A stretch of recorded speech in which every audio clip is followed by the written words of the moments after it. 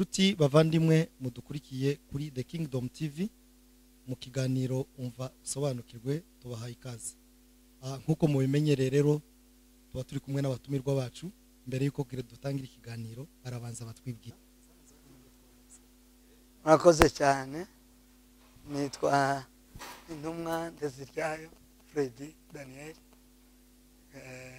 tuye Nairobi, Kenya, Mwiki, mw'itorero rya Kristo kwisi. Turi kumwe rero n'abandi twagendanye baza kudufasha gusesengura ku insanganyamatsiko y'uyu munsi dufite. Nzi neza ko iza kubashimisha kandi nzi neza ko muza gusobanukirwa byinshi mutari muzi. Rero nabo bashobora kutwibwira kuko nabo twagendanye. Murakoze, amazina nitwa Nzibonera Eric, umushumba mw'itorero rya Kristo kwisi. Nitwa Bukuru Jean Paul, nanjye ndi umukristo w'itorero rya Kristo kwisi. Murakoze, nitwa Ndabaramiye Richard, akaba ndi umuyoboke w'itorero rya Kristo kwisi. Ngira ngo mwumvishije abatumire bacu rero turi kumwe nabo muri iki kiganiro. Mbere rero ko dutangira ikiganiro cyacu turabanza dusenge nkuko bisanzwe. Rero reka dusabe Richard adusengere.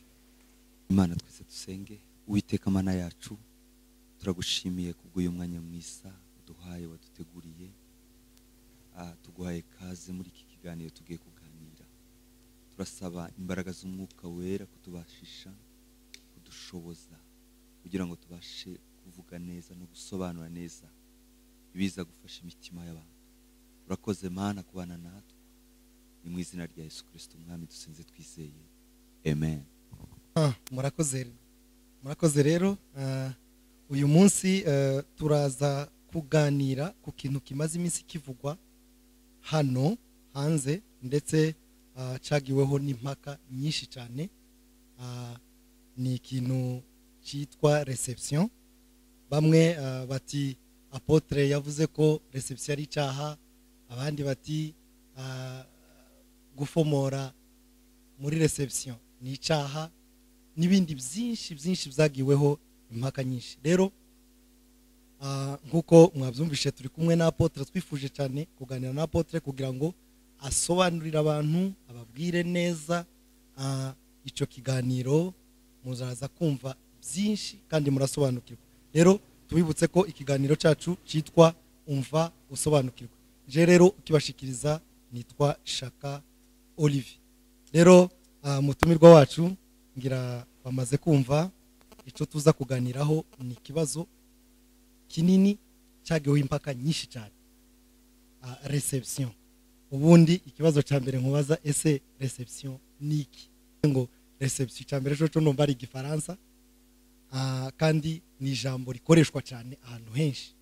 Rero iyo umuntu avuze, kwanza tubanze dusobanurire abantu, ubanze ubasobanurire babwire se reception kwanza ni iki. Murakoze cyane. Murakoze cyane bene data kubaza. Mu by'ukuri ijambo reception cyangwa reception ni Igifaransa n'Icyongereza.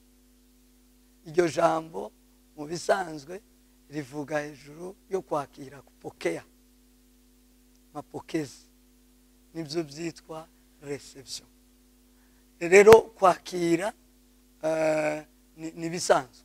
Reception iba hose, mu rugo, mu muryango w'umuntu, mu mabiro atandukanye akorerwamo ibikorwa bitandukanye. Umuntu arakirwa henshi na henshi. Uko ni ukwakira, iyo niyo bita reception. Sinzi ko baje kumva icyo mwari mumbajije. Murakoze cyane. Ikibazo rero tuza kugarukaho cyane ni icya reception, kandi reception tuvuga hano ni ya yindi ikorwa mu makwe. Urabizi ko niyo umuntu asora invitation aza yandikaho ngo abatumirwa bazakirirwa ahangaha, cyangwa akandika gusa mu ijambo rimwe ngo reception izakorerwa ahangaha.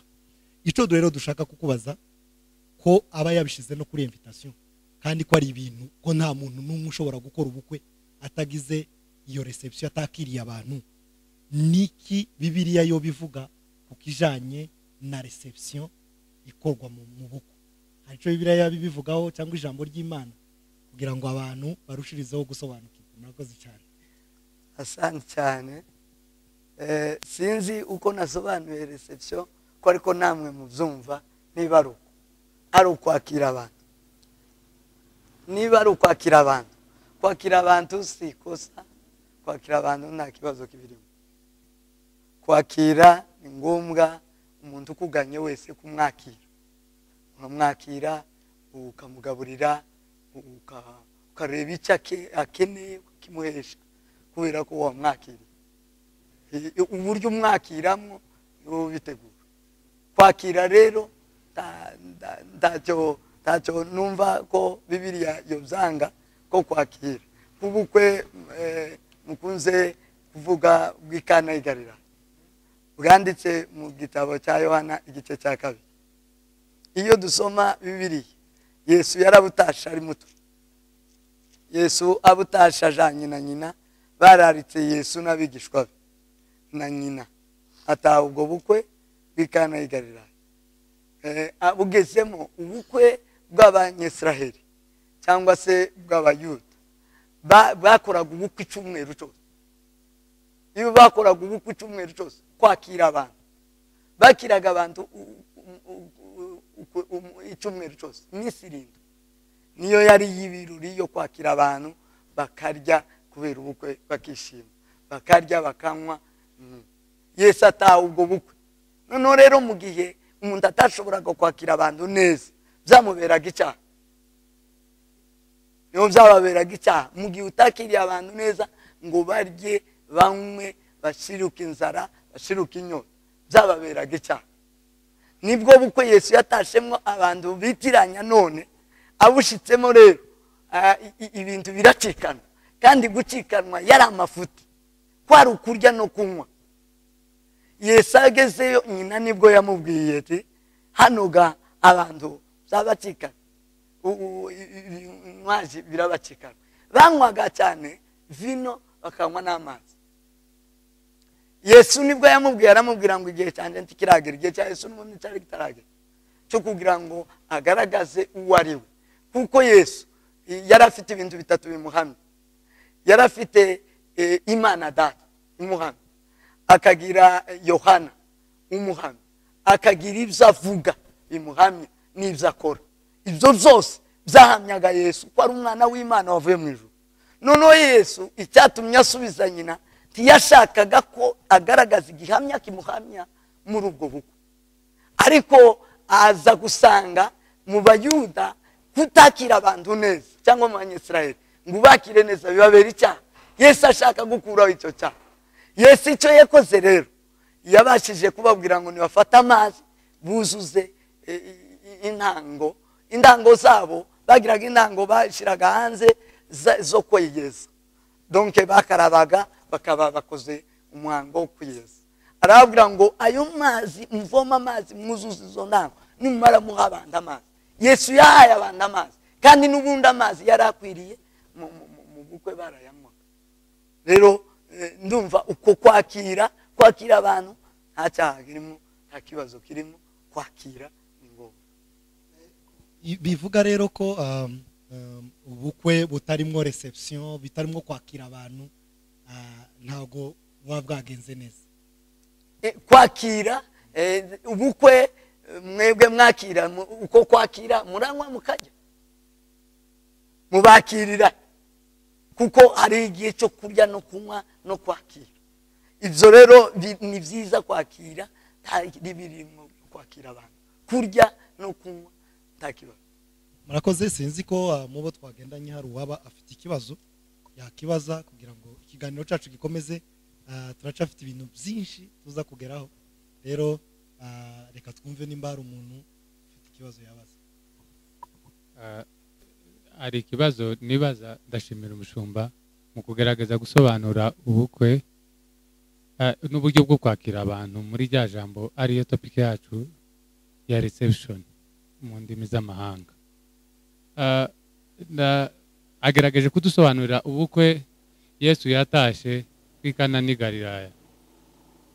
Ndagira ngo mbaze umushumba, ese ko bo bakiraga abashitsi cyangwa se abakwe igihe cy'icyumweru cyose byari umuco, byagendanaga n'umuco wabo, cyari igikorwa cy'itorero kiri spirituel, byari bimeze gute aho ngaho? Kubera ko iyo tureba uburyo reception ikorwa, hari igihe dusanga igenda igonga umuco wa karite y'abantu, uburyo bagenda babayeho n'ukuntu bimeze. Ndagira ngo udusanishirize aho ngaho wari umugenzo w'umuco w'abanyesirayeli, byari biri biblike kugira ngo bakigwa icyumweru cyose. Ese nimba bakigwa icyumweru cyose, ko nimba biri biblike, kubera iki twe tutabikora? Murakoze cyane. Wari umuco mu mico y'abayuda cyangwa abanyesirayeli, uko niko bakoraga. Mu kinyejana cya kera ntibazabigaragaza neza uburyo babikoraga, ariko mu gihe bubahaga Imana barabikoraga. Ubwo wari umuco wabo, ariko ujanye no kubaha Imana, kuko nababwiye ko hari hariho intango zo kwiyeza. Numva binjiraga umwo batinya Imana, bubaha Imana. Na Yesu ubwiwe yarabutashe, na Mariya uvugwaho kubaha Imana yarabutashe. Bwari ubukwe bw'abakristo. Ubukwe si gipagani gusa, ubukwe ni gikristo. Nibyo nazangira ngo ndaza kubabwira ubukwe icyo ari cyo naho bukomoka, kuko ubukwe ntabwo ari gipagani, ahubwo abantu barabipirata bakabigira igipagani, ariko ubukwe ni ubw'Imana, ubukwe ni biblike. Ndavuga wa mugenzo wo kwakira abantu, bakiriraga abantu icyumweru cyose. Yego, ibyo byakorwaga mu buryo buri spirituel, cyari gikorwa cy'uburyo bw'umwuka, cyangwa wari umugenzo aho Yesu ari honyine, aho hariho ubumana. Yesu ni ubwami bw'Imana. Nari ngusobanuriye ikigaragaza ko bwari ubw'Imana, bwemewe n'Imana. Icya mbere hari rero kwiyeza, habagaho kwiyeza, ariko gukara bisigura ko bubaha Imana. Bwari butashe mwabubaha Imana, hari harimo abakozi b'Imana, na Mariya ubwiwe yari harimo umukozi w'Imana utarigeze ukora icyaha, na Yesu ubwiwe baramumurarikamo n'intumwa ze. Yesu yari mu bukwe, bwari ubukwe bwa gikristo. Yesu yabukozemo igitangaza, Yesu yabukozemo. Ni ukuvuga ngo ubwo ni ubumana Yesu yakozemo. Yesu utiyokora mu gipagani, Yesu si umupagani. Yesu Bibiliya mwibuke ko Yesu yavuze ngo ntiyokora icyo atahawe na se. Bibiliya ni kwivuga. Iyo usoma muri Yohana nibaza igice cya 5, avuga ko atazakora icyo atahawe na se. Ntacyo mbasha gukora ubwanje. Yohana igice cya 5 umurongo wa 30. Ntacyo mbasha gukora ubwanje, ahubwo uko numvise niko nca amateka, kandi ayo nca n'ay'ukuri, kuko ndakurikiza ibyo nkunda ubwanje, ahubwo ngurikiza ibyo wantumye akunda. Ni ukuvuga ngo ahantu haboneka Yesu Kristo hose ntahemewe n'Imana, kuko ndakora ibyo akunda, akora ibyo wamutumye akunda. Yego, murakoze cyane. Umuco wa Kiyuda cyangwa se w'Abanyesirayeli bemera Imana, ntaho wari utandukanye n'ubumana, kubera ko bemera Imana. Abemera Imana bose bari bafite umuco w'ubumana. Abatemera Imana bari bafite umuco mubi n'ubundi wanenzweho mu Kiyuda. Hari aho Pawulo yabacyahaga, acyaha umuco utari mwiza. Rero nibyo narivuze ngo ubukwe n'ubw'ubumana, ubukwe n'ubw'Imana. Ubukwe bwatangijwe n'Imana. Imana niyo yaremye Adamu na Eva. Imana iremye Adamu ibona ko atari byiza ko umuntu aba wenyine. Biranditse muri Itangiriro nkuko mubizi, igice cya 2:28. Imana ibona ko atari byiza ko umuntu aba wenyine. imuremera umufasha ariwe mudamu bagomba kubana. Imana niyo yakoze iyo initiative. Ni ukuvuga ngo initiative y'amakwe yose ni Imana ifite intego zibiri. Imana yari ifite intego ya mbere yo guhesha umuntu kuba yuzuye. Umuntu yuzura ari kumwe n'undi. Ababiri baratumwa, niko Bibiliya ivuga. Ababiri bararutumwa, umwe yogwa ngundi akamuzutsa. Icyo ni kimwe. Icya kabiri, Imana yari ifite gushingira umwana w'umuntu cyangwa se gusezeranya ababiri ku bumwe, ni ukugira ngo yibonere urubyaro bubaha Imana. Niho yavuze ngo babyare bororoke. Niyo ntego y'ubukwe.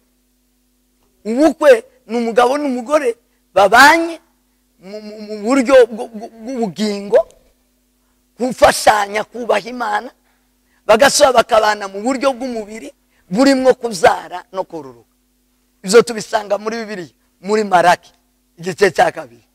Ni ukuvuga ngo rero ubukwe ni initiative y'ubumana. Nubwo Imana si ubwa gipagani, si n'ubwo bw'amoko. Ubukwe ni ubw'Imana, kuko Imana yaremye abantu babiri, umugabo n'umugore, ngo babane akaramata. Murakoze cyane. Murakoze cyane. Nari nzi ko wenda uhita ukomerezaho, ariko kubijyanye no gukomerezaho. Okay.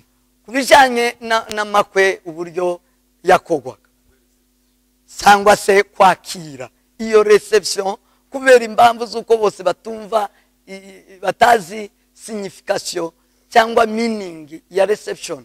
Nicyo gituma rero baba muri confusion.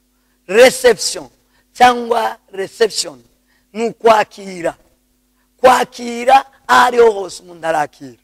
Kwakira rero mu bukwe, kwakira amakwe zahozeho kuva kera, ntabwo bibaye no. Mwakira abantu, abashitsi babagana. Nyiri gucuza ubukwe ategura ubukwe bwe uburyo yakira abantu bakaza akabakira, bakarya bakanywa. Akaba igihe cyo gusezeranya. Icyo gihe itorero rigasezeranya. Yamara gusezeranya abantu bagataha. Ayo ni amakwe dusanga muri Bibiliya, kuko barakira. Ntabwo umuntu wese ubukwe bwemewe na Bibiliya ni ubukwe bufite ubuhamya, bufite abahamya. Babandi wakiriye nibo bahamya ubukwe. Ubukwe bugomba kugengwa n'ibintu bibiri. Icya mbere, urukundo rw'abantu babiri bakundanye, bakabihamiriza imbere y'abantu. Urukundo rwabo bakarumurika. Iyo barumuritse rero niho ruza rukugwamo agatsembwa kitwa gusambana. Ntibaba bagisambanye kubera ko zamurikiwe. Bibiliya iravuga ngo kimurikiwe n'umuco cyose gihinduka umuco. Ni ukuvuga ngo ababiri, umukobwa n'umuhungu, iyo bakundanye urukundo rwabo bararumuritse, barumuritse Imana. Kurumuritsa rero barushana mu muco, kuko Imana ni umuco. Bamara kurumuritse umuco ariyo miryango, ariko kurushira mu ikanisa, rukaba urukundo rwabo ruhindutse umuco. Abo bantu babanye nta rubanza imbere y'Imana n'imbere y'abantu. Nta gusambana kuba kukirimo, harimo ahubwo kubana karamata. Hanyuma icya kabiri kibamo ni ubuhamya bw'aba bantu bamuritswe ikintu cy'umuco. Babantu rero ni abatashe ubukwe. Barya batashe ubukwe bakabakira, bagahamya neza ko babaye mu bukwe bwa runaka na runaka, bakundanye ku mugaragaro, baramuritsa urukundo rwabo. Ubwo rukaba urugo rushimwa n'Imana. Isaka aja gushingira, aja gushaka, ise yatumye umugaragu we aramubwira ngo agende, kuko ntabwo habagaho ubukwe budafite abahamya.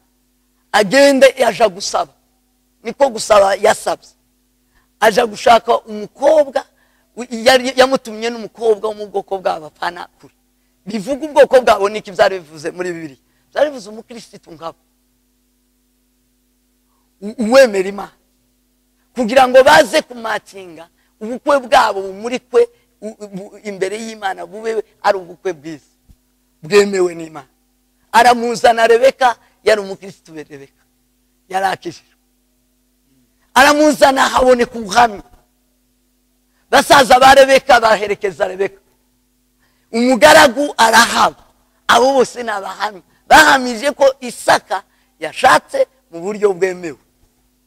Ubukwe burakomeza muri Bibiliya kugeza none, butugeraho ngo ubwoko bwacu bw'Abanyamulenge butugezeho kubera ubukristo. Kuko mu gipagani yabagaho kumurika urukundo, habagaho guterura. Iwacu barateruraga, ayo mateka murayazi. Iwacu barateruraga kubera ubupagani, haraso habaho kubombora kubera ubupagani. Ariko rero ubukwe bwemegwaga ubwamuritswe n'ubwinjiye mu ikanisa, bwagiraga abahamya. Abahamya baracuraga iwacu, bagacura, nibwo bwemewe no muri Bibiliya buranditse. Bagacura ndetse bakarara. Wa wundi wacujije ubukwe akakira abantu, akabagaburira bagahaga, akabayeza icyo kunywa bagahaga. Barangiza bakajana umugeni mu ikanisa, agasezerana imbere y'Imana, imbere y'itorero. Barangiza bagataha. Nta bindi byakogwaga usibye kwakira nyine. Uko niko kwakira, ubwo nibwo bukwe. Ubwo rero icyo mwita mu rurimi rw'Igifaransa cyangwa rw'Icyongereza ni reception y'ubukwe, nuko yakogwaga. Iyo ngiyo ntacyo Bibiliya inenga, kuko nico kimwe na Bibiliya. Bibiliya yemera ko twakira abantu, twamara tukabamuritsa. Ubukwe bwabo bukamurikwa Uwiteka, bukamurikwa abantu, bukaba buhindutse umuco w'iki wa Gikristo. Umuco wa Gikristo rero ikindi kirangwamo ni ukuvuga ukuri. Ariko ibyaje ubu nyine tunenga twebwe ni ibikurikiza imigenzereze ya gipagani, imigenzereze y'abantu. Icyo tunenga none n'icyo turimo tuvuga none ni imigenzereze y'abantu itari y'Imana, imigenzereze y'abantu itari ya Kristo. Ni nayo Paulo yanditse, yabivuze mu Bakolosayi. Somye mu Bakolosayi, Abakolosayi igice cya 2 umurongo w'8. Munumve neza cyane, mwumve iki cyanditse. Igice cya 2 umurongo w'8 n'uwa 20 ndavuga. Kiravuga ngo wirinde hatagira umuntu ubanyagisha ubwenge bw'abantu n'ibihembo by'ubusa, bikurikiza imihango y'abantu iyo bahawe na basekuruza ho karande, kandi bigakurikiza imigenzereze ya mbere y'iby'isi bidakurikiza Kristo. Imigenzereze ya mbere y'iby'isi ni iyi, ni imico ya gipagani, ni reception ya gipagani. Iwacu yari haba, hari haba imico ya gipagani, hari haba reception ya gipagani. Imurenge byabayeho, njyewe nabisanzeho, mfite imyaka mike ariko nire nabisanzeho. Hari habaho icyo bita ikigamba. Ikigamba wari umuco kandi byakogwaga mu bukwe, wari umuco wa gipagani, imigenzereze ya gipagani. Bakoraga mwiki, bamwaga mu inzoga niyo yakoragamo. Icya kabiri habaga mwiki, habagamwo ugwenya gwishi, habaga mwiki. Cya gatatu ikinyoma, kubesha. Kandi Bibiliya iravuga ngo titugomba kubesha, titugomba kugira ugwenya, kuvuga ibitari byo. Kuko Bibiliya iravuga ngo mukuri bigawa mu bishimwa. Ibigawa ni bihe? Nukuvanga, ni imvange. Umukristo aza bimvange. Iyo abaye umukristo aba umukristo akagira imico ya Gikristo. Iyo ari umupagani aba afite imico ya gipagani. Ibyo byabagaho iwacu. Ibyo uwabikoraga wese ahubwo yaratengwaga. Iwacu nabisanzeho, uwashaga mu kigamba mu bukwe bwa gipagani yaratengwaga. Nta mupasiteri wigeze abibamo, nta mukozi w'Imana mu batubanjirije biwacu bigeze babibamo. Ibyo byari iki? Byari ubukwe bwa gipagani. ubukwe bwo mu ikanisa barasezeranyaga imbere y'Imana, bagashima Imana, bakanezerwa, barangiza umugeni agataha, umukwe agatahana umugeni we. Ubwo bukwe nibwo bwemewe, kubera ko titwakurikizaga imigenzereze y'abantu, twakurikizaga imigenzereze ya Gikristo. Imigenzereze ya Kristo ni iyi, ni ukudakora ibyaha. Ariko se reception ya none ikorerwa mu ibyaha. Iyi iracyari imigenzereze ya Gikristo, ahubwo ni imigenzereze y'abasogokuruza batari bazima, barabapagana. Niyo ubunyine ikogwa ni nayo tuvuga imigenzereze, tuvuga imico, tuvuga ijambo reception, kwakira. Reception ni muri rusange kwakira, ariko twebwe twinjiye mu bitari iby'Imana, mu bitari ibya Gikristo, bikogwa mu mako yacu ya none. Izo zose byakogwa hanze, ariko ubuko birakogwa mu ikanisa. Ikigamba ari kigamba mukibona hano, ikigamba cyarashize cyarinjiye mu ikanisa. Igituma cyashize niki nuko kiri mu ikanisa. Na ubundi gacari kibaho kigatandukanya ikanisa, tugatandukanya ikanisa n'ikigamba. Kuko ikigamba cyabaga hanze, ikanisa rikaba mu ikanisa, ikanisa rikabaho. Ariko ubu nyine kubesha, kwivuga imyivugo, gusetsa, amajyogo mu rurimi rwacu, amagambo y'amanjwe yose Bibiliya iravuga ngo azapimwa, yose ari mu ikanisa, ari mu ikanisa. Nukuvuga ngo ikigamba cyinjiye mu kindi. Rero icyo dushaka bene data bakristo batwumva nuko mutandukanya ibitari iby'Imana n'iby'Imana. Niho Yesu yabwiye abigishwa mu gice muri Yohana, kanaho mbasome aza kumva gato. Yohana igice cya gatanu, Yesu arimo nanone ahamya, aravuga ngo guhamya kwe murabizi ko kwava kubyakora no muzo avuga. Tariko tishingikiriza ko guhamya ku muntu yihamya ngo takwishingikirizaho, aravuga ngo iwe uko yishingikirijeho nuguhamya kwa Yohana, kandi Yohana yari umuco wabake. Aravuga ngo navyo sibyo nishingikirijeho cyane, nishingikirije kuguhamya kw'Imana impamya. Hanyuma akomeza kubabwira uburyo batumva Imana. Harandu yanditse igice cya gatanu umurongo wa 40, aravuga ngo nyamara mwanze kuza hondi ngo muhabwe ubugingo, mukunda kurondora ibyanditswe. 39 ngo mukunda kurondora ibyanditswe, mugenda mureba, mugenda mufatafata, ariko mwanga kuza hondi, kuko aho Kristo ari niho hari ubugingo. Aho Kristo atari nta bugingo buhari. Ubukwe butarimo Kristo si ubukwe bwemewe n'Imana. Ubukwe butarimo imigenzereze ya Kristo si ubukwe bw'umumana. Aho Kristo atari nta bugingo.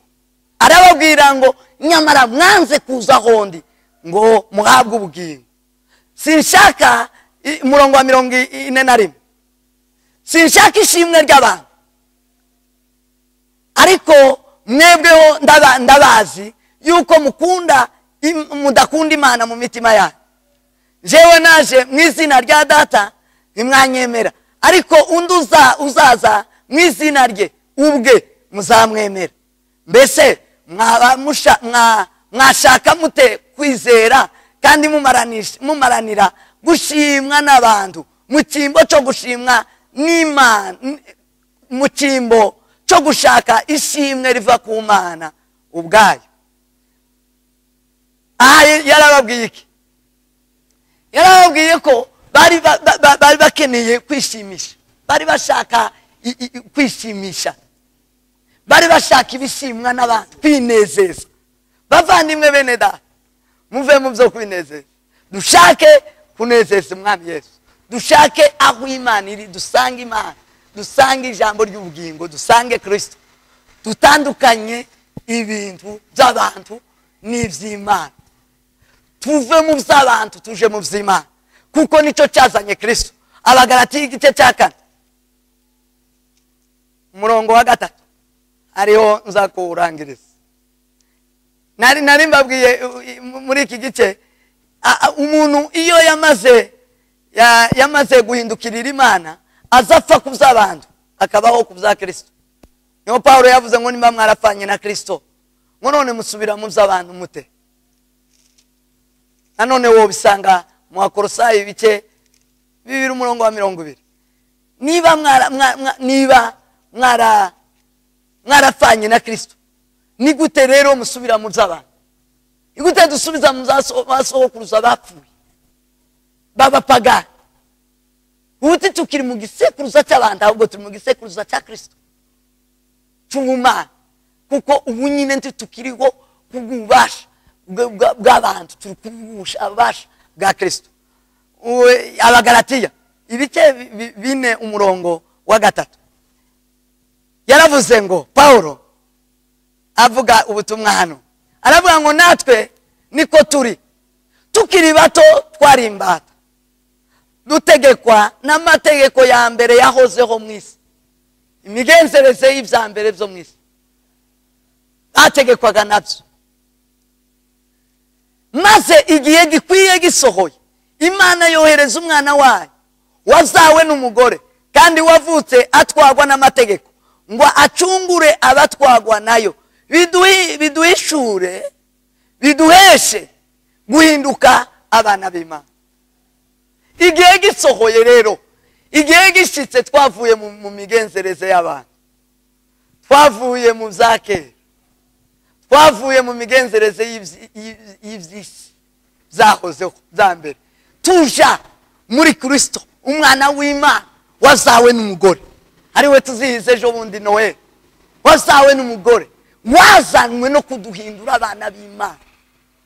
Niko Yohana yavuze, aravuga ngo nukuri niko turi. Yesu niyerekanwa tuzasa nawe, turi abana b'Imana. Abana b'Imana n'abakora iby'Imana, n'abakora imigenzereze ya Kristo.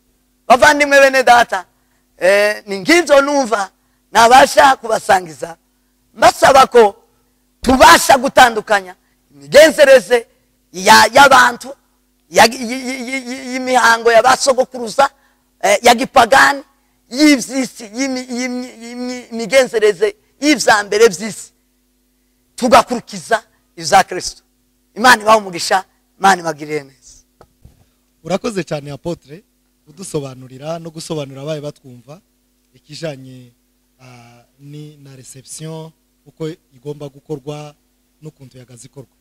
Ikibazo rero nshaka kukubaza ni ikibazo kijanye n'ukuntu uko nje numvishije ko reception y'abakristo cyangwa se ubukwe bw'abakristo bugomba gukorwa imbere y'Imana mu itorero, bukarangirira mu itorero, cyangwa se bwakomezwa muri reception. Nanone ya mihango yakorwaga mu itorero akaba ari ikomerezwa hariya. Ndagira ngo ubisobanurire neza abatwumva bamenye uko bagomba kubigenza. Murakoze cyane. Murakoze rwose namwe. Nanzi narimbajije tese muzi Imana neza.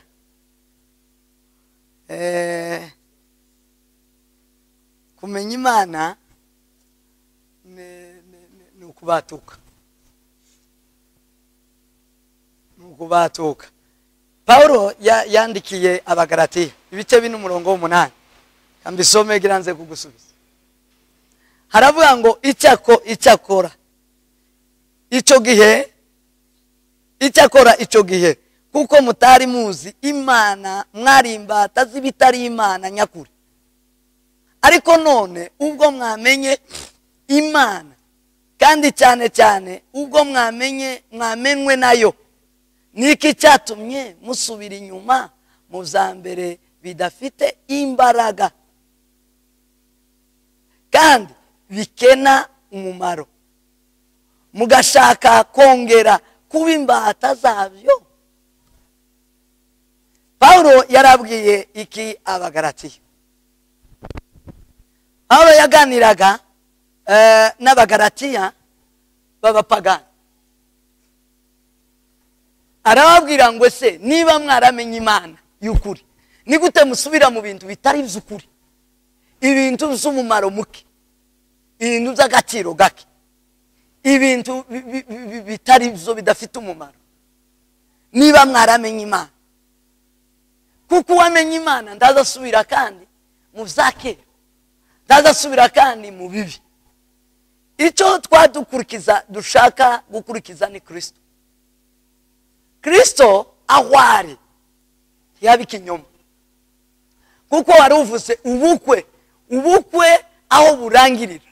Ubukwe burangirira mu gusezeranya. N'abayuda bagiraga iyo minsi mikuru, umunsi basezeranye bakaba barataje. Haba hasigara gusa ikintu kivuga ngo washatse bamuheza ikonji y'amezi 3, abandi bagiraga amezi agenda akurikiranye bijanye n'umurimo umuntu akora. Imirimo umuntu yakoraga byagiraga ikiruhuko cy'umuntu washatse. Umunsi basezeranyaga ubukwe bwararangiye, baburangiye, kuko habanza kwakira hagaheruka gusezeranya. Wakira abantu ubabashitsi baguhekeye, abantu bakuziye mu bukwe, bamara gutanga ubuhamya biyo birangiye, bamara kuba bahamya igikorwa cyabaye kiba cyarangiye. Ubukwe rero bwa gikristo bwemewe n'Imana. Imana yamaze gusezeranya, nta wundi ugomba kuhaba. Iba yarangije gusezeranya. hagati aho ndakubaza utara nyine ndabyumva, ariko none se si uburenganzira bw'umuntu, ndarangije mu itorero uransezeranyije, ubukwe burabaye, ushatse aratashe, jewe rero nkeneye gusubira kwakira abantu, kubaheza ifanta no kubaheza ibyo barya.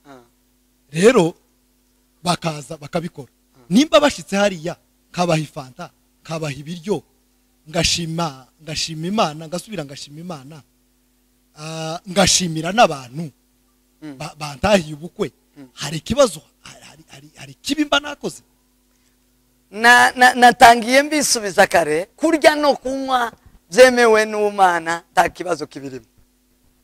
Hari ikintu Paulo yabwiraga abakorosayi, yababwiraga imigenzereze, ahubwo numvise ko mutumvise imigenzereze y'abantu n'imigenzereze y'imihango imwe n'imwe ya kera y'ibyisi. Niyo nshaka kugira ngo mbabwire. Abayuda bari bafite iyihe? Abayuda bari bafite iyo bita gukebwa. Abayuda bari bafite iyo kurya no kunywa kutemewe n'Imana. Abayuda bari bafite kuziririza iminsi mikuru y'idini. Ibyo nibyo Paulo yababwiraga, iyo ni imigenzereze y'abantu. Arabwira ngo iyi muyivemo, mukurikire Kristo. Kristo ntabwo yanga ko turya ngo tunywe. Yagaburiye abantu 5,000, yagaburiye abantu 4,000. Yesu yaje kutumara inzara n'ubukene. Yesu ibyo arabifite mu nshingano ku musaraba wa Yesu. Hari umusaraba, hari ibyo yakuyemo, yadukuyemo inzara, yadukuyemo gucaka kugira ngo duronke turye tumwe. Icyo si kibazo. Ikibazo kirimo ni imigenzereze ya gipagani ikorerwa mu ikanisa cyangwa mu bukwe, ikorerwa muri iyo twita reception, ikorerwa rero muri uko kwakira, muri uko kwakira ibitari iby'Imana bikorerwa nibyo dushaka ko bisohoka, nibyo tutemera. Ibyo rero ndagira ngo ubidusobanurire ni ibihe, kuko timuzi ubukwe mukora n'umuwe mukora. Oya nyine twebwe nibyo nshaka kuvuga. Reka mbivuge mbikubwire neza. Ubukwe twebwe turabwemera cyane, kuko n'ubw'Imana bwemewe na Bibiliya niyo dufite nayo dukurikira. Gusezerana imbere y'Imana turabyemera cyane, ibyo dufite ibyo dusezeranye, kuko biri muri Bibiliya. Icyo tutemera ni ikinyoma. Ikinyoma cyose Bibiliya iravuga, usomye muri Yohana ibice 8 umurongo wa 44, uhereye kuri 42 kubera umwanya, reka nsome ahangaha shaka kuvugaho gato. Aravuga ngo mukomoka kuri Satani, kandi ibyo so ararikira ibyo namwe mushaka gukora. Uwo yahereye kera kose ari umwicanyi, kandi yahagaze mu z'ukuri, kuko ukuri kutari muri we. Navuga ibinyoma, aravuga ibye. Navuga ibinyoma, aravuga ibye ubwe, kuko ari we munyabinyoma kandi ni se w'ibinyoma. Kuvuga ngo rero ikintu tubona mu makwe ya none nuko nta kuri kukirimo, kandi ahatari ukuri Hamana iriho, nta Kristo uhari. Icyo kera ni imigenzereze y'abantu ya Satani. Ahari ukuri hariho Imana, hariho ubutware bw'Umwana Yesu, hariho Yesu Kristo.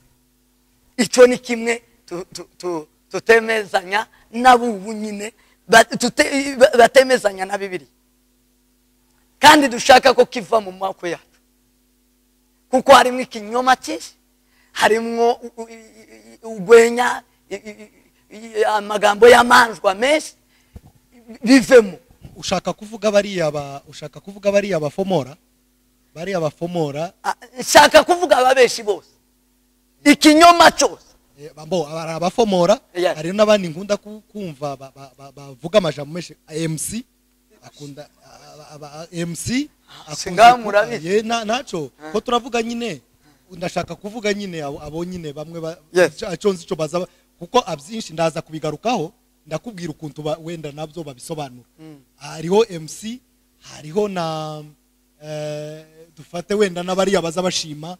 Hari igihe umuntu ashima rwose ukumva inka y'inzungu ayishize ngo muri envelope, kandi wenda ni inote y'igihumbi.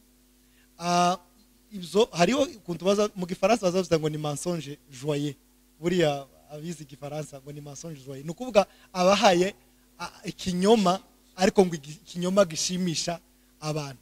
Noneho hari ukuntu babisobanura, iyo bisobanura, iyo babwiye barakubwira ngo babikora ngo kubera ko ngo ari umuco, ngo ntabahaye abesha, ngo niko umuco ubigora. Gufomora ni umuco, ngo se babireke, kandi ntibizokogwa bitabaye ukibaze se, ahubwo ukibaze se, uwo muco niko umuco nukubesha. Simbizi, wenda nawe uri apotre, kuko nico twaje kugira ngo udusobanurire. Ikindi naco baravuga ati none se turakomeza dukora ubukwe nk'ubwa ruguru kandi turi mu mujyi. Rero niyo mpamvu nari nkubaje ngo se abo haye uvuga nibajya bafomora, niba abandi ba MC, ndagira ngo dusobanurire. Murakoze cyane bavandimwe. Ukuri kuragaragara, Yesu yaraguhishuye. Yesu yaje guhishura ukuri kuraboneka. Usomye n'Abagalatiya igice cya 5 murongo ndagira ngo wa 19 na 25, aravuga ngo ingeso za kamere ziragaragara neza, n'ingeso n'imbuto z'umwuka ziragaragara nazo. Nukuvuga ngo ibyo bibaza, abenshi bibaza ibyo bazi kuko bari mu ikanisa, kandi bakora ibyo bazi. Biragaragara, nibigaragara. Icyo dukuramo gusa kitari ukuri si ikimana. Ikitari mu kuri cyose cyo kintu si ikimana. Hamana ibirimo. Gukora ubukwe bwa ruguru n'ubwa hano gutandukana, tibigomba gutandukanishwa no kubeshya. Oya, kandi umuco si ukubeshya. Imana niyo yaremye abantu, kandi yabaremanye imico. Hari umuco wa gikristo abantu bagomba kugenderamo, hakaba n'umuco wa gipagani abantu bavamo. Iyo mvuye mu muco wa gipagani, simba mvuye mu kuba umunyamurenge. Ndi umunyamurenge mu maraso, mu mivugire, ndi umunyamurenge, ariko umunyamurenge ukijijwe. Amen. N'umunyakenya ni umunyakenya ariko ukijijwe. Ntabwo rero kubesha ari byo bingira umunyamurenge. Ntabwo kubesha mu bukwe bwanje ari byo bigira ubukwe ko bubaye bwa kinyamurenge. Oya, hari ukuri hose. Imana niyo yaturemye, ntidutandukanisha kubesha ibinyoma. Imico y'ibinyoma ya gipagani ntayigize ari yigize ubwoko bugizwe nuko Imana yaburemye. Nubwo harimo abakijijwe n'abadakijijwe. Urakoze cyane kugira ngo mpeze bagenzi bacu, nabo bagenzi banje twagendanye. Turi kumwe na pasiteri hano, ndagira ngo yari yivuze turi kumwe na pasiteri kuko nawe araza kugira icyo asobanura cyane kuri ibi bijanye n'ibi turi n'iki kiganiro ariko akabazo kamwe njewe ndagira ngo wenda ndaba ndangije wenda ndaza kugaruka nyuma ariko akabazo njewe nkubaza ni kamwe none apotre we ni inkuru ubukwe wa muhungu wanje kuko nje nararangije hanyuma ukamusezeranya none njewe ngashaka kuja kagira reception hanyuma gufomora ntikubemwo ibyo binyoma ntibibemwo kihera abantu fanta bakanywa ubundi tukaganira hakaba ibyishimo tugatarama tukabyina igisirimba hari icyo bizaba bitwaye apotre murakoze cyane ibyo nibyo twifuza twebwe turashaka ko abantu bakishijwe ibyabo byose biba mu Imana amashimwe yabo tabe mu binyoma be mu Imana icyo bakoze cyose niko igice cya 10 abakorinto ba mbere biravuga ngo icyo mukora cyose mugikore kubw'icyubahiro cy'Imana habe no kurya urye kubw'icyubahiro cy'Imana kora icyo ukoze cyose kibe mu cyubahiro cy'Imana kibe mu cyubahiro cy'imico n'imigenzo mibi y'abasogokuruza ya gipagani y'abantu ahubwo ibyo dukora byose tubikore kubw'icyubahiro cy'Imana murakoze cyane. Okay, murakoze cyane. Nagerageje kumva uburyo wagiye dusobanurira mu bintu bijyanye na reception. Reka aba ari cyo nibandaho cyane. Mu by'ukuri igihe gishize muri kino gihe gishize hasakaye amakuru y'uko udashobora kuba wemera ikintu cya reception. Ari nacyo cyabaye intandaro yo kuba twakora kino kiganiro kugira ngo ugerageze kudusobanurira muri Samara mu ncamake impamvu yaba reception itabigenda nk'uko yakagombye. Maze kumva amakuru ukuntu watuganiriye numva hari ibibazo byasigaye ku mutima wanjye numva nshaka kukubaza. Icya mbere ngira ngo mbaze, wavuze yuko reception ari ukwakira umuntu kandi umuntu yakira umuntu bitewe n'uko ashaka. Uko no kwakira umuvandimwe siko yozi wawe ngo mwakire. Umuntu aza yakira umuntu bitewe n'ukuntu ashaka. Na wa muntu wakiriye ibyo munezeza. Haza kumviramo ikintu kimwe gikomeye nibajijeho cyane. Ahari n'abadukurikiye bashobora kwibaza. Mu by'ukuri uriya muco wo gufomora wacu no kwitirira abanyamurenge urimo n'uwa gikristo umacingana n'ubukristo. Icyo ngicyo uraza kukinsobanura. Ese ni kuriya wahoze kuva kera wahinduwe yuko twaje mu mujyi bashiramo ibindi bintu? Cyo ni kibazo kimwe uri bunsubize. Nimba umuco wacu wa kera mwavuze yuko wari uwa gikristo, twakiraga abantu mu rusengero, twakiraga abantu hanyuma tukaja mu rusengero bakabasezeranya hanyuma tugataha. Ese kira kindi cya kabiri cya mbere cya dote gikogwa bakavuga ari amajambo, nibyo badutanze hano mu mujyi batoraguye gusa barapfundikanya badushiriraho kubera yuko twageze mu mujyi. Ikiza gikogwa cya kabiri icyo cyaje giturutse. Cyo ni kibazo kimwe cya mbere uri bunsobanurire nenda kiri buze kudufasha gusobanukirwa cyane. Ikigira kabiri numvishijemo, watubwiye yuko mu mico y'abayuda uburyo babigenzaga hari ikinyoma gishobora kuba mwagaragaje yuko gikogwa mu muco wacu igihe dufomora. Kurugero natanga igihe umuntu avuga ngo bavuye mu Marunde kandi turi Nairobi, urugero bari hano Nairobi bakavuga ngo bavuye mu Marunde, cyangwa se bakita icyo batanze ko ari inzoga kandi ijambo sinonime y'inzoga bigaragaza igipagani. Ndagira ngo nkubaze hano ese aya majambo yacu dukoresha muri uno muco wacu wemezanywa nayo ko nzi kuri umunyamurenge? Kubera ko iki kintu tuganira kuri uno munsi wa none ni ikintu gifite impact. Njewe ubwanje ukubwira navuze nsanga kiza gikogwa setinze muri iyo mind muri ibyo bitekerezo, kuko icyo kintu cyemera yuko ari ukuri, kubera yuko na data no mu miryango yacu kirakorwa. Icyanyuma nakubaza, wamfasha iki kunkuramo iyo mind unyereka yuko koko kino kintu ari kinyoma? Urakoze. Urakoze cyane. Imana ibamugisha kuba tugeze kuri urwego rwo kumva no gusobanukirwa. By'ukuri iki kintu navuze ko ari ik'Imana. Umucyo ni mwiza iyo uri mu buryo bw'ubumana ku mukristo, kuko umupagani nawe afite imico ye, nakizwa azakora imico ya gikristo, kuko umuco wa gikristo urangwamo n'ibintu bibiri, urangwamo n'ukuri kuzuye ari we Kristo, ni ibyanditswe. Kristo ni ibyanditswe, ukarangwamo n'umwuka wera uduhishurira ibyo Kristo yavuze, ukaduhesha kwera imbuto z'abihanye. Noneho rero mu gihe ibyo bintu bidahari, imigenzereze ya gikristo ndayihari.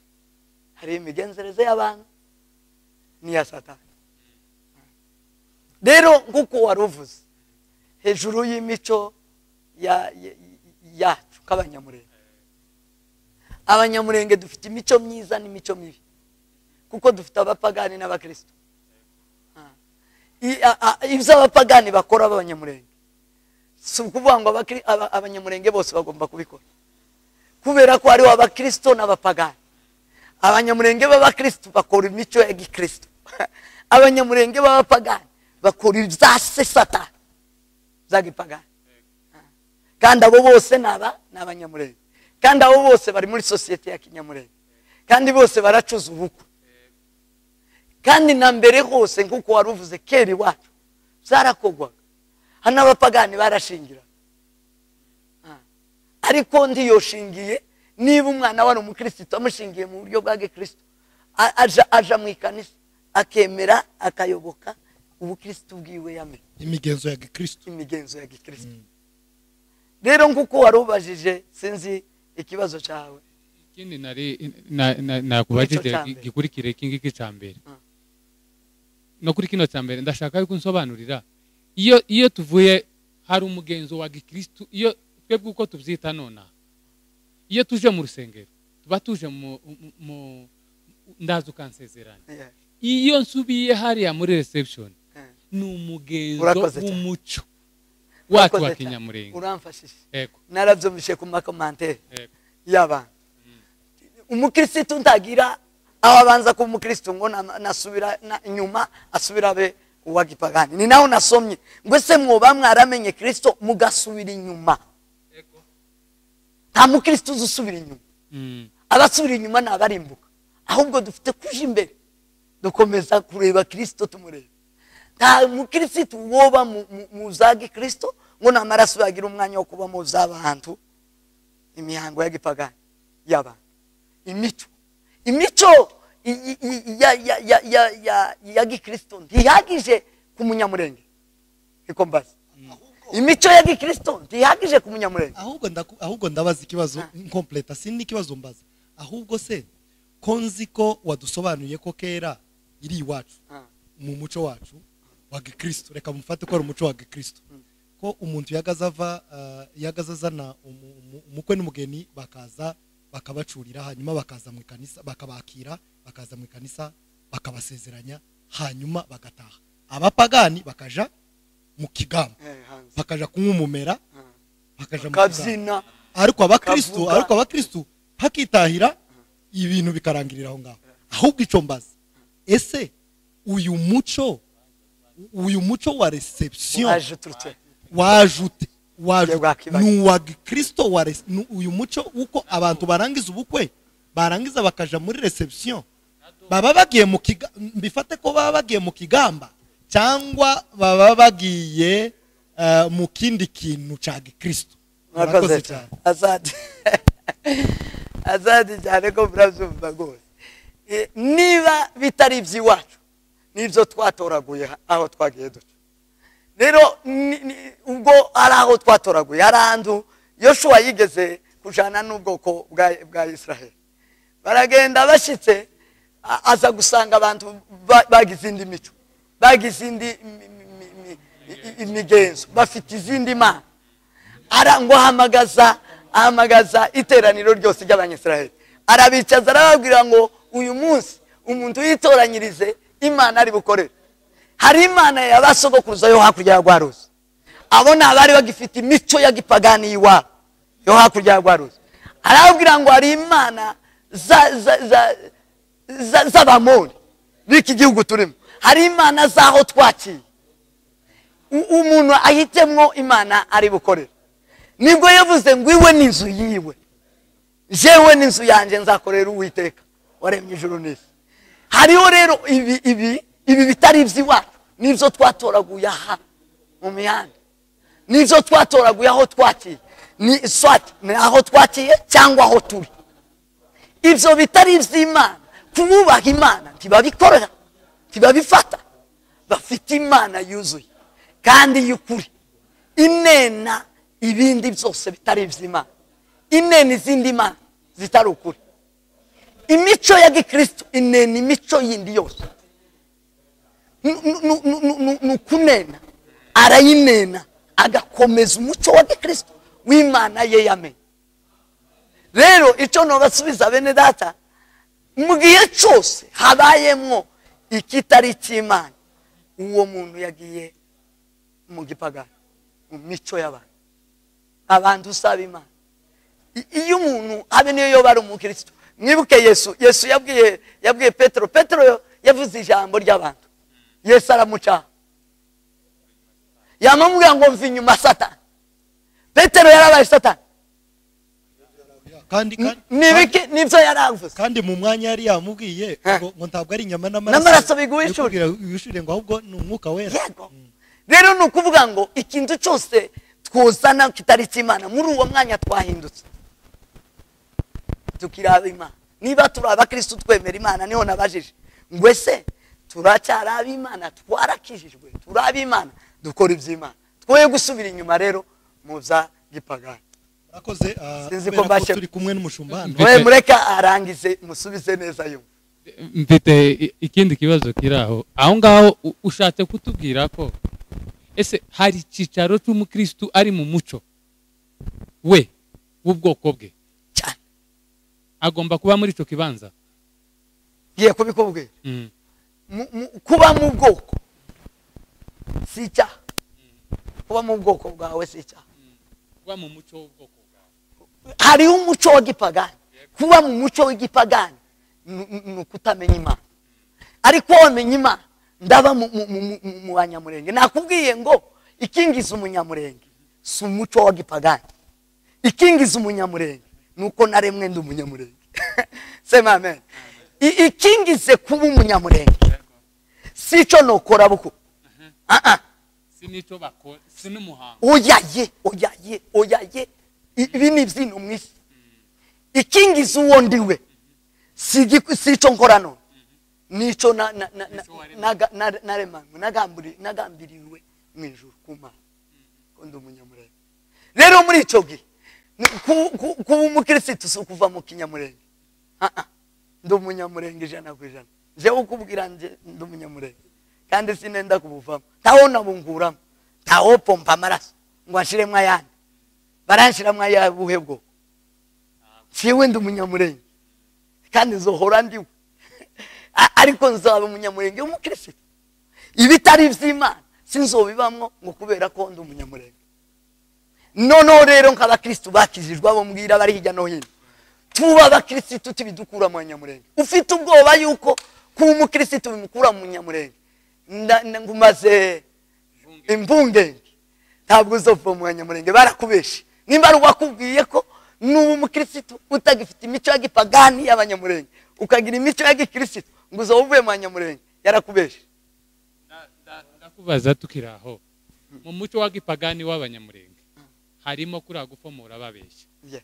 ndango turabyumva kubeshya hariho gufomora ni byinshi sinobirondora ariko kandi hari ibindi wemera by'ukuri biba mu muco wacu wa Kinyamurenge cyane go biri biblique cyane ndagira ngo bidusangize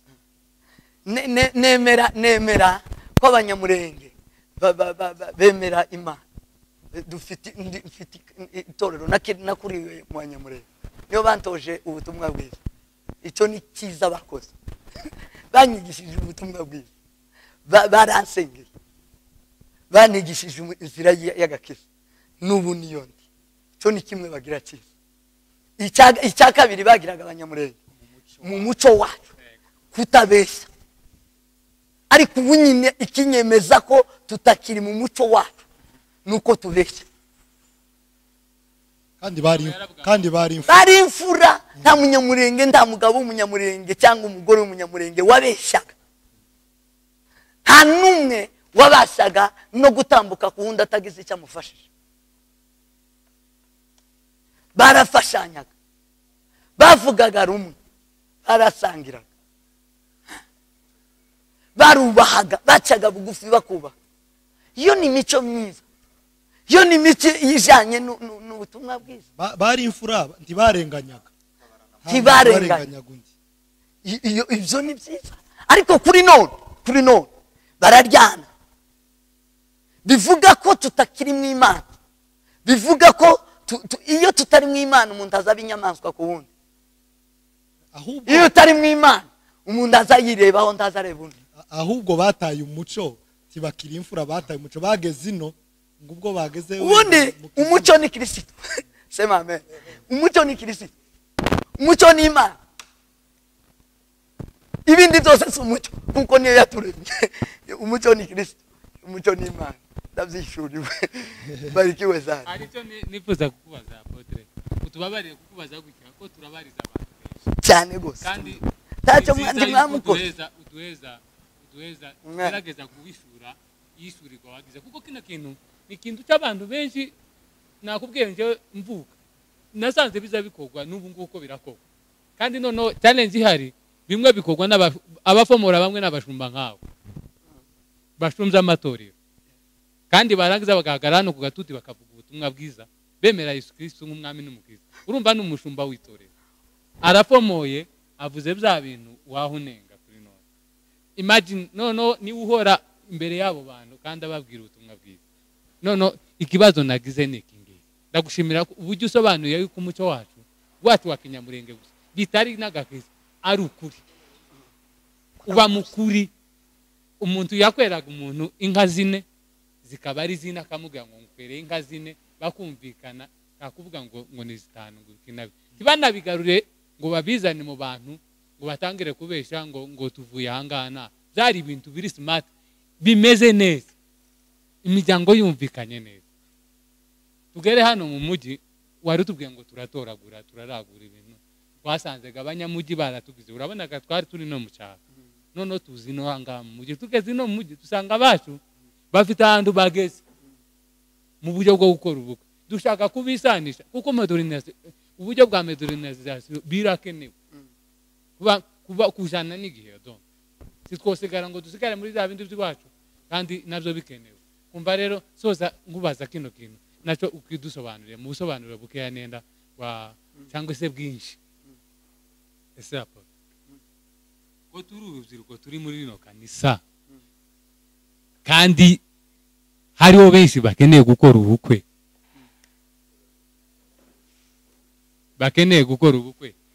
iki kintu cyo kuvuga ngo kino migenzo kuko biragaragara yuko cya kinyoma wita ikinyoma cyabaye ukuri mu mitwe y'abantu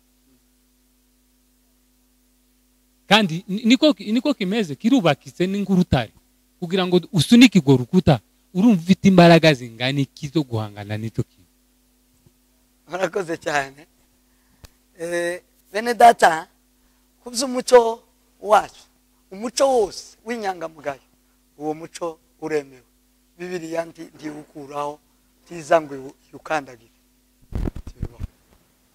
kuba inyangamugayo ibyo ni sawa ariko twebwe nk'abakristo twezerezwa Kristo dukizwa iyo dukijijwe tuba tukiri mu mico y'abantu tuja mu muco w'Imana tuja mu muco wa Kristo. Icya kabiri icyo abantu bejeje bakakigira ukuri kandi kitari ukuri, ndashaka kubabwira ko batacejeje tibagishoboye, ni igipagani. Pasiteri yobeje ntaba yejeje kubeshya ngo kwemerwe n'Imana tibibaho. Nababwiye ko Petero wagendanye na Yesu kandi inkingi mu itorero. Petero ni imwe mu nkingi z'itorero. Ijya mbere Petero ni umugabo wakoze ibikomeye, ni umugabo wagendanye na Yesu, ariko yageze aho avuga ikitari cy'Imana. Yesu aramucaha aravuga ngo vinyuma Satani. Niba muntu ashobora kweza iby'Imana yagize imiziro biba byarahereye kuri Petero. Ariko umupasiteri wa none cyangwa umugabo n'umugore wa none cyangwa umukobwa n'umuhungu wa none ntacyo yokweza na kimwe kiri muziro imbere y'Imana kibibaho. Ni kinyoma ko barabeshya ko bararoha. Imana ni suvere, Imana ni umwami, Imana iri hejuru ya byose, Imana ni Imana. Kandi umucyo w'Imana urahagije bavandi, urahagije. Kabasore bahana ntacyo nzohangana nabo nakimwe, zobabwira ukuri kw'ijambo ry'Imana. Uzumva uzegera kumva azabatu azakora uko ijambo ry'Imana rivuga, azakorera mu ijambo. Ariko si njyewe ahubwo ni ijambo ry'Imana mbabwira. Nanje ryangezeho rirambatura rinyereka ukuri ndagusobanukiwe. Imana ibaho mu gisinzi ko sobanura. Murakoze tugana ku musozo kuko turi kumwe na pasiteri araza kugira icyo avuze nawe kuko ni umushumba kandi afite byinshi nawe yadusobanurira. Ariko gusa turangiza njewe ikibazo cya mbere nako kibazo nkubaza ni kimwe. Ese Apotre ko nawe washingiwe kandi ukaja muri reception aho suko wewe warangije kugira ngo ubwire abantu ngo nimureke ibi ngibi kandi wewe warabikoze kuko birumvikana bovuga bati nuko none se we ko yabikoze kuko yatubuza kandi yarabikoze. Sinzi ko wagira ico basohara. Murakoze cyane mugize neza rwose.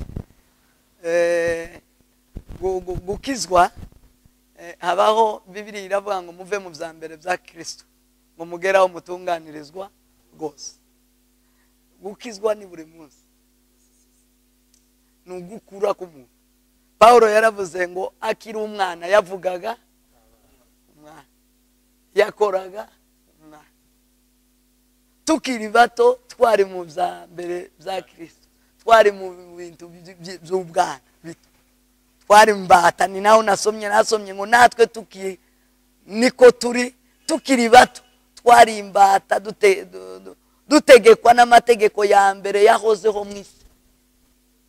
Nagenderaga mu mategeko ya mbere yahozeho mu isi, ariko maze kumenya ukuri ndasobanukirwa ndisohokamo. Niyanye ko nayobeja imbaga y'abantu, ndayizana nyitereka mu cyicaro kitari mu Imana kubera ko kuri kutari kurimo.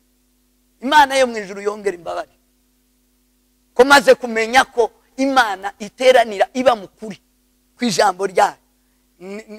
Nifuza ko abantu bayisanga nifite ubugingo abantu icyo nocuza cyose, ibirori nocuza byose, ubukwe nocuza, event z'uburyo bwose nocuza, ndifuza ko nozicuriza uruhande rwa Kristo, zoza zegereza abantu Kristo, zoza zegereza abantu ubugingo kuruta kubegereza Gehinomu. Imana yo mu ijuru ibaho umugisha. Sinzi ko kibasubije. Murakoze. Reka tugana ku musozo, ni kibazo kimwe cyangwa bibiri nabyo bigufi cyane, ariko reka twumve umushumba agira ikintu ubona batubwiye. Arakoze cyane abanyamakuru bacu, arakoze umushumba mukuru wa Apotre gusobanura. mfite ikibazo kimwe hanyuma ngire n'ikindi nongeraho ku byo bari bavuze. Abantu baba bibaza byinshi ngo ese ko wenda badakora reception ibo bakora ubukwe bumeze gute butarimo reception. Agiraga ngo bereke cyangwa mbabwire ku ncamake buryo ukora ubukwe kandi bukaba bwiza, bugashimwa n'Imana bugashimwa n'abantu. Mbere yabibabwiye apotre twemera kwakira abantu. Iyo hariho kwakira abantu mu gitondo barabakira, bavayo kurangiza kubakira tukaza gusezerana mu rusengero, tugasezerana imbere y'Imana, tugasezeranya umuhungu n'umukobwa, barangiza gusezerana tugatanga amashimwe mu itorero, kuko ahandi akenshi baravuga ngo itorero rirarangiye, umwanya w'itorero urangiye tuje mu mwanya wa kabiri. Uwo mwanya wenda nta ubizi nimba icyo baba bagiye muri iyo reception, hanyuma bakaza gushimira mu Imana. Ariko amashimwe tuyatanga ubwo mu itorero, tugasangira na soda n'ubundi, kuko bavuze ko ari ukwakira, bakeneye kwakira abantu babasangiza soda bakayibaha, tugasoza dushimira Imana, dusozwa n'ubundi n'abayobozi n'abahagarariye iyo miryango cyangwa abayoboye iyo miryango nk'abanyetorero bose. Bimeze neza kandi bikorwa neza cyane, ni byiza, murakoze, bizabafasha. Hanyuma ikibazo mfite ni kimwe, nanje mbaza umushumba kugira ngo adusobanurire ko muri Bibiliya cyangwa se niyo dusezeranya abakristo tubabaza ko baba barakiranutse mu miryango, baba barakoye iyo mihango yo gukwa no gukoshanya, reka wenda mbyite gutyo, no gusaba, cyangwa se iyo ubu nyine bagize ngo ni dote. Iriya mihango yo ikogwa gute, iremewe cyangwa ntiyemewe? Urakoze. Arakoze paseri cyane, avuze uburyo dukora ubukwe mu ikanisa. Mani mu mugisha nuko rwose niko tubikora, kandi tubikora mu buryo bw'icubahiro c'Imana. Icyo dukora cyose ku bw'icubahiro c'Imana. Soza ubukwe cyo kimwe n'itorero, tusozerezwa n'umushumba agasabira abantu umugisha, kuko yemerewe gusabira abantu umugisha, yahamagariwe guhesha abantu umugisha. Rero icyo kintu aragikoze neza, abivuze neza kuko tubikora. Hanyuma rero kubijanye no gusaba kuremewe. Gusaba biri mu muco wa Gikristo, habe n'Imana turayisaba. Bibiliya iravuga ngo musabe muzohabwa, usabwa wese arahabwa. Gusaba ni byiza cyane, ugenda icyo ukeneye kivuge. Na Bibiliya n'umuririmbyi yarabivuze ngo ibyo dushaka byose bimenywe n'Imana, ngo tubisabira kandi tubyigingira. Ni byiza rero gusaba. Usaba ni kwiza, ariko usabe mu bijyanye. Iyo umuntu yabaye mu Kristo, imirimo ye yose ya buri munsi, igikorwa cye cyose cya buri munsi kigomba kuba mu icyubahiro cy'Imana, igomba kuba mu bwami bw'Imana. Niyo Yesu yavuze ngo muza musaba mucya muti ngo data wa twese, izina ryawe ryubahwe, ubwami bwawe buze. Tugomba kugendana ubwami bw'Imana muri byose. Rero nuja gusaba, saba neza, ureke kubesha. Ese kubesha niko kuduhesha abageni? Kubesha niko gutuma twemererwa abageni? Kubesha ndi kwemererwa siko gutuma bagweza umugeni? Ndibaza anamenye ko umubeshya tiyo bakigwaye umukobwa we. Nuko twabigize bitari byo. Kubesha sico giguhesha umugeni. Vuga ukuri, vuga inzara ufite, vuga nico ushaka, ukivuge neza mu izina ryacu, rifite izina ryiza ritari ridasebetse, ritarimwo ikinyoma, ritarimwo satani. Kubera iki twitwaza satani mu gukorera muco dushaka? Iyo twitwaje Kristo ko ari ufite byose, bavandimwe bene data, gusaba nta cyaha kirimo, samakosa ni byiza. Dusabe, dusabiraho baza basabira, dusabire mu muryango, dusabe umugeni bamuduhe, tumujane, dusezerane imbere y'Imana, ducuze ubukwe, abantu babutahe, abantu bose baba bahamya ubukwe bugende neza. Gusaba ni byiza, icyo dushaka gusa havemo ikinyoma, twoye kwitwaza satani se w'ibinyoma, twoye kwitwaza kitari ukuri ngo twirukane Imana twinjize abantu. Tureke kwitwaza abantu, twitwaza Imana, tugendane n'Imana muzo dukora byose. Nitubana n'Imana byose bizaba byiza kandi byose bizotungana, bizaduhira twebwe, bisubire kandi bihesha Imana icubahiro kuko arico twaremewe. Imana ibahumuje. Murakoze cyane. Ndashima ikiganiro cya umva usobanukirwe. Nagira ngo mbaze umushumba ku bibazo avuye gusobanura bitandukanye. Ku kibazo pasiteri yaravuye kubaza kijyanye no gusaba, abisobanuye neza uburyo basaba naho basabira, ariko hari icyo atasobanuye kijyanye n'amaterme cyangwa se inyito z'amagambo bakoresha mu gusaba.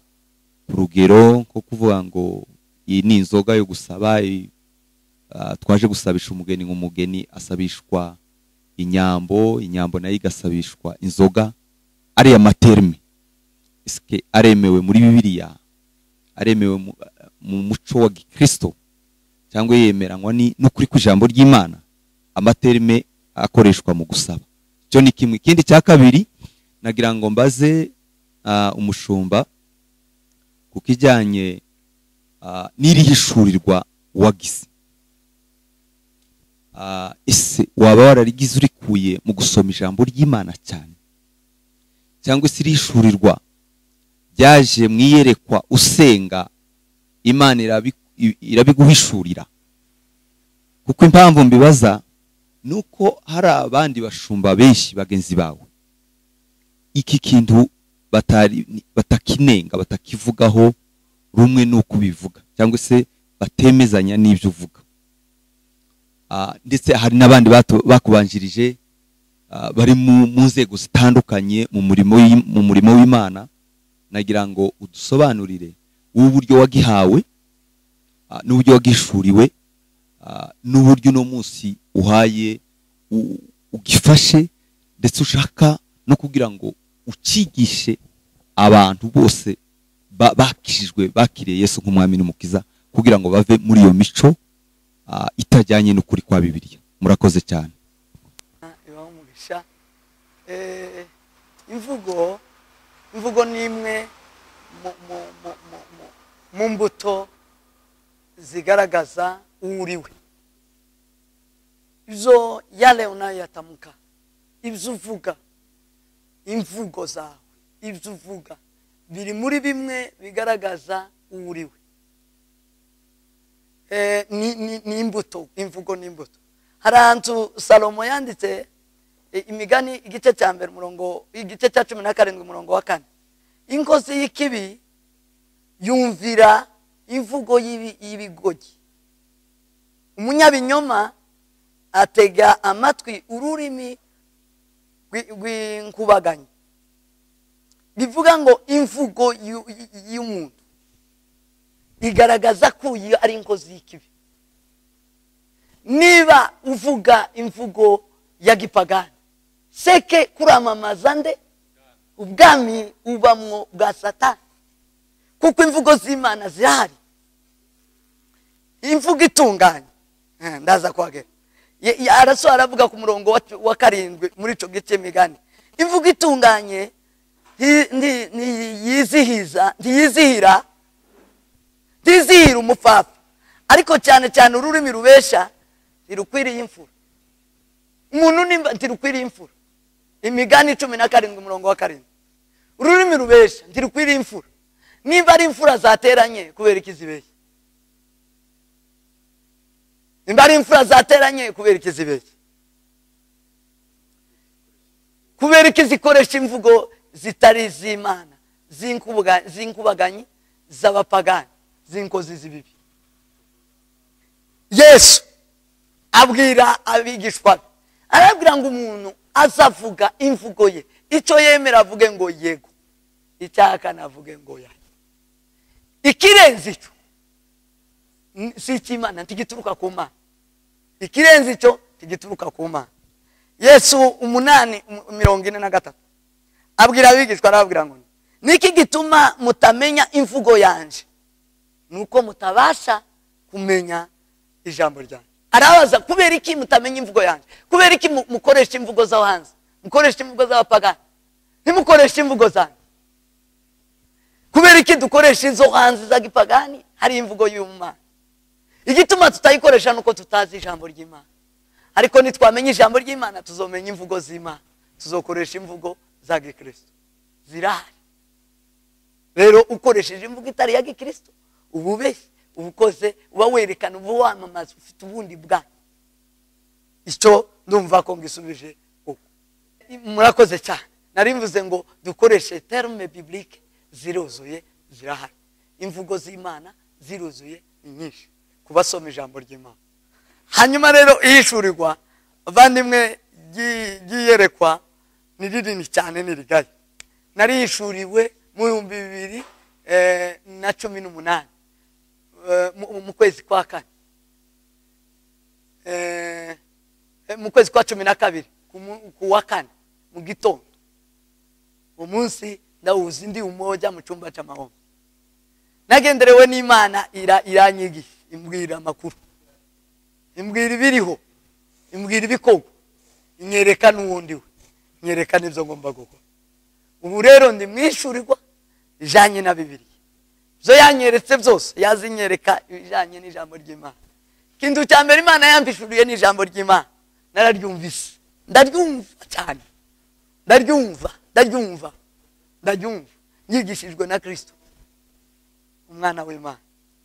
Icya kabiri yampishuriye hejuru y'imihango itari y'Imana, kiyi nyine bagiye bagira ukagira ngo none n'ukuri naho ni kinyoma. Imana imbishurira uburyo reception Imana itabamo, imigenzo ya gipagani ntayibamo. Mu gihe habayeho guterana, mugaterana mwarangiza mugafata umupagani ngo abahagarikire ngo cyagiyenza ngenda ndima. Icya kabiri arambwira ngo mu gihe mubesha muamuzanye intebe ya Satani nibihicaye njewe mba nagiye. Icya gatatu arambwira ngo kurya muzamwita amazi cyangwa fanta mukayita inzoga. Irambwira ngo nindambure Matayo 26:26. Ndarambura uwo munsi ndasoma. Arambwira ngo umvise gute, ndamubwira nibyo gutanga ameza. Nuko afata wa mugati arawushimira, arawugasanira, aweza abigishwa. Afata igikomba kigenza gutyo ageheza abigishwa. Arambwira ngo se hari yanti musu umuryango, mubaye ari umuryango ugiye kubagaburira ibyabo, uzubagaburira iki? Uzubagaburira inzoga, kuko bazaba wita inzoga. Nawe iyo ubona mu ikanisa, tuzubona mu ikanisa tibaza bafata juice bagafata n'umugati cyangwa biscuit ngo bagasoma, baza basoma iki? Bazasoma ijambo ryanjye. Timuba munyoye y'amazi, timuba munyoye na ya juice cyangwa wa mugati, muba munyoye ijambo ryanjye. Ni rya jambo ryanjye muba mwakiriye. Nawe nimba avuze ngo twahawe n'abasogokuruza kubahesha inzoga, ngiyi inzoga ni muyake, muzaba munyoye inzoga bihinduka inzoga. Imana imbwira gukirambwira ngo rero ndaguhagurukije none uje kunkorera umurimo wawe, ibiti bikabe mu nzu yanjye. Inzu yanjye ni inzu yitwa inzu y'Imana, inzu yo gusengerwamo, tigakorerwemo n'ikindi cyose. Nico gituma muno hatabamo ikindi usibye gusenga no gusoma ijambo ry'Imana. Izitwa inzu yanjye, izitwa inzu yo gusengerwamo. Rero bavandimwe ni birebire kubaheze yishurirwa, nuko nabishuriwe ndabyumva cyane cyane, kandi mbibonamwo uburiganya bwa Satani yinjirije mu bantu, irabemeza, irakibaha, turagikora. Abahagarikira reception usanga kenshi ni umuntu, ni umubeshyi, ni umuntu utemewe. Ubundi mu ikanisa niba ari icy'Imana gifite ab'Imana yahaye umurongo w'iyobokamana bakwiye kuyoboka. Cyo gituma Paulo yakazavuga ngo mugere ikirenge mu cyanje kuko nakigeze mu cya Kristo. None tugera ikirenge mu cyande yakigeze mu cyande. Wawe utuyobora karatuyobora. Murakoze. Imana ibamushe. Ngayo rero nguko iby'abanyamwuka byumvwa n'abanyamwuka. Nizere ko mwasobanukiwe kandi mwumvise kandi mwagize ico mutahura ku kijanye na reception. Turabasaba rero gukomeza gukora subscribe, share, comment, kandi mukabisangiza n'abandi kandi mugakomeza comment kugira ngo ubutaha ikiganiro cy'ubutaha kizabe ari ikiganiro gishingiye kuzo mwatubwiye. Murakoze rero naho ubutaha mu kiganiro cya umva usobanukirwa. Bye bye.